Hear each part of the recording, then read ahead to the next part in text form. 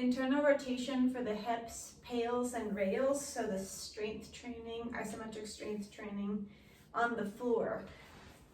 You can choose this option if you're able to really access the movement in your hips.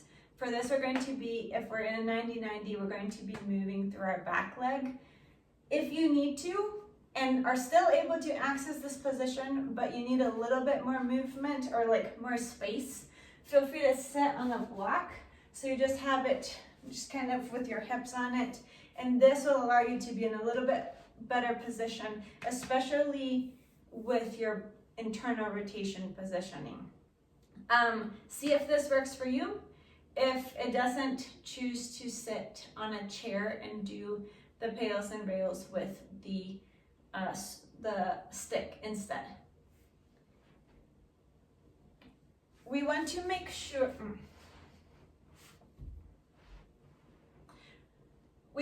sure in this position that we really find the feeling that we're looking for, so that when we're actually working on the strength training, we can be accessing the tissues we're actually aiming for. So if you're in a seated position, you want to have your pelvis in line with your knee, and then your heel in line with your knee as well, and then have your foot flexed. Your top leg, depending on your external rotation, you could have it a little bit more bent if that's more comfortable for you, or you could have it in a full 90. This position kind of forces you to have to press into that internal rotation a little bit more. So again, make sure that you are finding what position is best.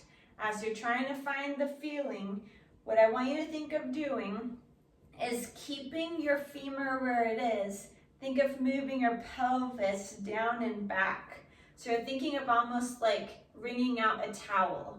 So as you're moving back and down with your pelvis, your femur is staying in a more internal rotation. Then if you practice the kinetic stretching, you're going to be moving outward with the femur, and then you can move your pelvis forward towards like your front leg. So practice that a little bit. Act like you're trying to lift your heel. Keep your femur as much turned in as possible, and then drop your pelvis down towards the floor. And then think of pushing down and then pulling, almost like you're rotating your femur out and rotating your pelvis forward. Practice that again. Act like you're lifting your foot so you're internally rotating with your femur, and then your pelvis is moving back and down as far as you're able to go. And then from there, you're pushing down with your foot, and then you're rotating. So hopefully you're feeling something deep in your pelvis, in your hip. When to find the position that you're going to be starting with the strength training, you're going to act like you're trying to lift your foot. You're going to rotate your femur in towards the floor. And then you're going to feel yourself kind of sinking. Now, some people might need to be leaning back a lot more. So maybe see if you can feel it in your hip a bit more, because you want to find that feeling of like a deep stretch deep in your hip.